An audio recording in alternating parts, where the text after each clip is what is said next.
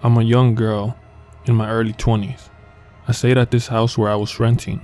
It was just me and my golden retriever.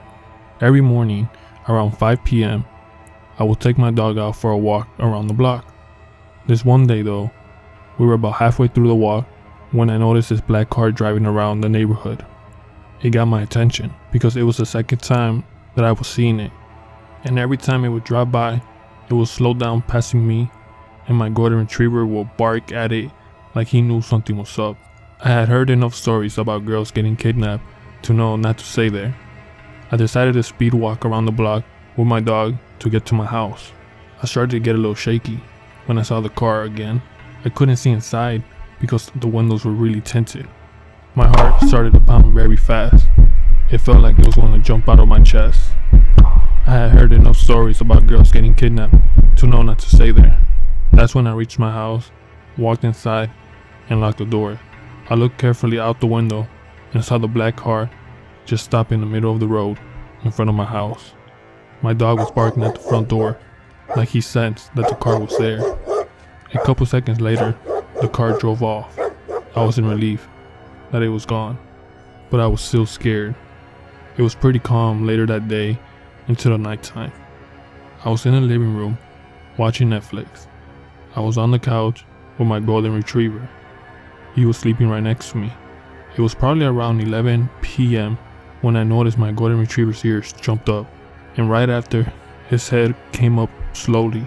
He started to growl at the front door. I told him to stop, that there's nothing there, but his growl grew deeper, and then he started to bark. It took me a couple seconds to realize that the people in the black car knew where I stayed. They saw me walk into the house. They knew my exact address. My heart started to pound very quick. My golden retriever rushed to the front door and continued barking. This was scary to see him because I had never seen him bark like this angry, like he knew something was out there. I went to go look out the window through the curtains, and that's when I saw two people running away from my house to a parked car on the side of the street. It was the same black car from earlier. They got in and took off. My golden retriever stopped barking. I ran to my phone and I called the cops and explained everything that had happened. They came but couldn't do anything because the car was gone. But they did say they were going to have a police car driving around the area for the night just to make sure everything was safe. I never saw the car again, and I'm lucky to have my dog to give me a warning of when things were going to go bad. Without him, who knew what would have happened? I was about 14 years old when this happened to me. My family lived in the country. When I say country, I mean country. Our closest neighbor were probably a 5 to 10 minute drive away. I didn't have a lot of friends because everything and everyone was so far away from me. My aunt would come at least one time a week to visit my mom and would always bring her son, my cousin Brian. He was pretty much my brother because we would do everything together.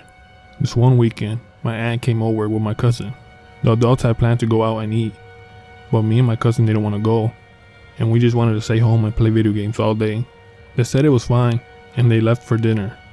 They left around 6 p.m., and it was going to take them a couple hours to come back. Once they left, we were very happy because we had the whole house to ourselves with no adults.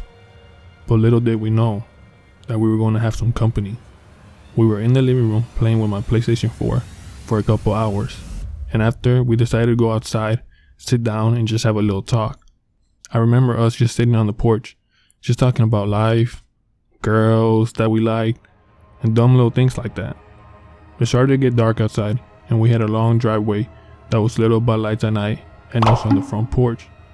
But we also had a big light in the front yard. We were there chilling, talking, when something caught my eye all the way down the driveway. It was a random person walking up towards the house. I was in shock. I told my cousin, "Hey Brian, do you see that person coming up here?" Brian turned to look, and in a shaky voice he said, "Yeah, I see him." "Do you know him?" I responded with, "No, I don't. Who is that?" It was hard to see how he looked like because it was getting dark and he was so far away.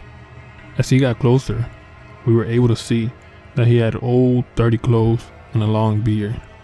He had a weird walk, like if he was tweaking or on something. The person was still about 30 seconds away from getting to the house when I told Brian, "Hey, we should go inside and lock the doors."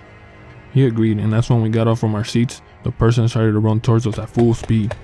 We rushed into the house and locked the doors. 10 seconds later, the person reached the door and started banging on it so hard and was saying, "Open the door. I just want to play with y'all." I said, "Open the door. I know you're in there." Me and Brian looked at each other with so much fear.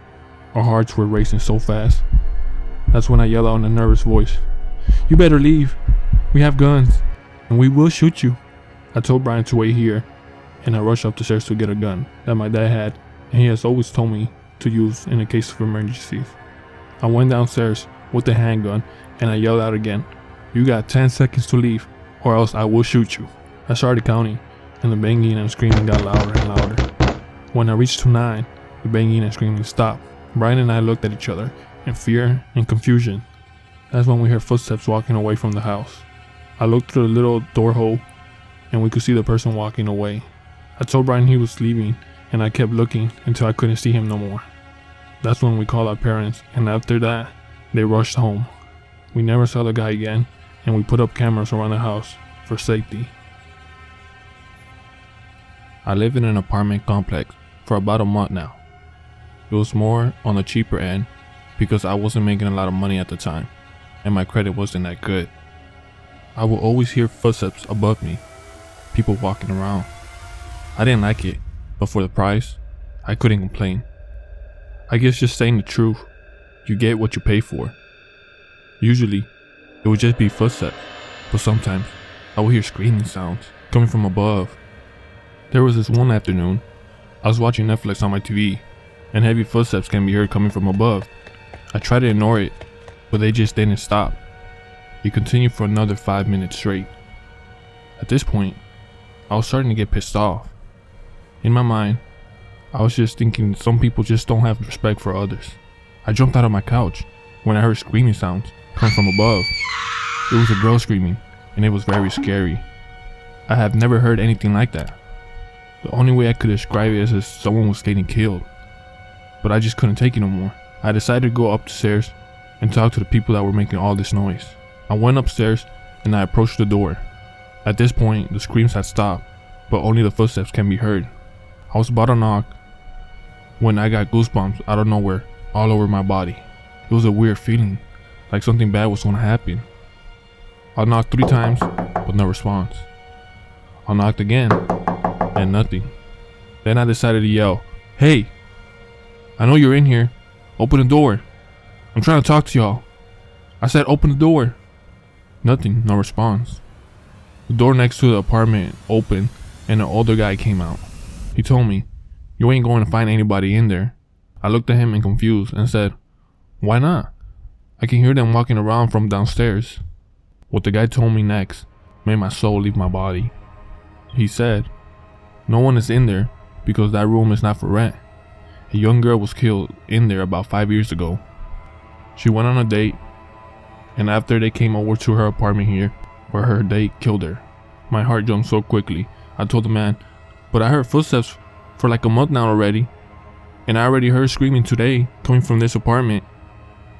The man responded with, "It was probably her ghost, still trapped here." After hearing this, I decided to end my lease that week, and I moved out of there for good.